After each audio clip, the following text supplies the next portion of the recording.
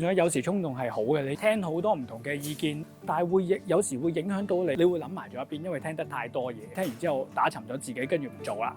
Hello， 大家好，我叫做 Martin Kwok 啦，係呢個郭錦記餅店呢個負責人。我係2004年科技大學畢業，畢業咗之後咧就做金融啦，一路做咗10幾年，咁啊最終係一個管理層啦，然之後就毅然辭職，就翻嚟接手我爸爸嘅鋪頭郭錦記餅店。咁我哋郭錦記最出名就係平安包，食過平安包就個寓意祈求一家平平安安。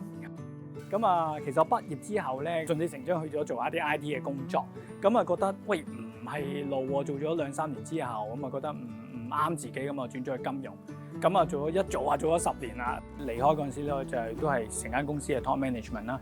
點解會翻嚟接手呢個鋪頭咧？其實就同我爸爸咧傾咗成幾年㗎啦。咁佢一直都話唔支持，唔好翻嚟啦，因為我出面都叫做唔差啦。分享豆咯，你包咯。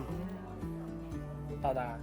其實我呢個郭錦記咧，我成足50年㗎啦。我諗住我做到60零歲咧就唔做㗎啦。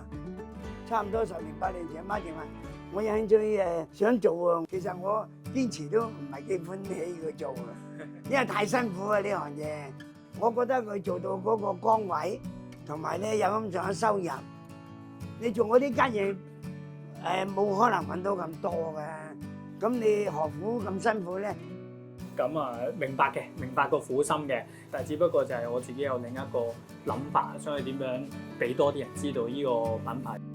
有一日咧，我就喺個 office 啦，咁望住維港咧，咁啱個集團 CEO 喺香港啦，咁覺得喂唔係路喎，咁拖下一年，覺得唔得啦，咁嗰一刻咧就即刻打咗封辭職信，就交咗俾 CEO， 咁就如是者咁翻嚟做呢度啦。咁對我嚟講咧，我做呢個決定咧就冇咩掙扎嘅，因為講幾3個字對我嚟講咧係一個聯繫嚟嘅，係我同我阿爸嘅聯繫，或者我同長洲呢個地方聯繫嘅，就覺得唔想冇咗郭錦記3個字。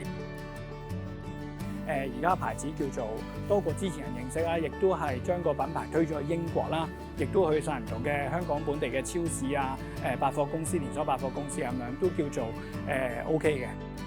咁另一方面咧，就一啲無形嘅嘢啦，就係講緊個平安包個製作技藝啦，或者佢個意義啦，或者背後嘅故事啦，我就係想保留，所以我就做咗一啲平安包工作坊。我哋做咗大概1年幾啦，咁有超過4-5萬人啊，所以其實係一個好鼓舞嘅結果嚟嘅。戇居居咁樣俾佢撞到條路線咧，有生機嘅，咁我當然係開心啦。木工揼嘅，啲木工揼嘅，咁用咗50年呢個嘢。佢而家用新式嘅方法去做咧，佢起碼有人認識，有人知道哦。郭錦記原來有啲咁嘅嘢喎。而家嚟講俾7分啦，係7分啦，就希望佢能夠即係殺出重圍啊，都保持到個招牌咧，都值得開心嘅。其實我覺得咧，而家讀書咧，或者同學仔們咧，係會有好多挫敗，例如可能成績唔好啦，或者可能讀唔到自己理想嘅科啦。好多時咧，我覺得咧，聽好多唔同嘅意見 ，which 係好嘅，但係有時會影響到你好多自己嘅，你會諗埋咗一邊，因為聽得太多嘢。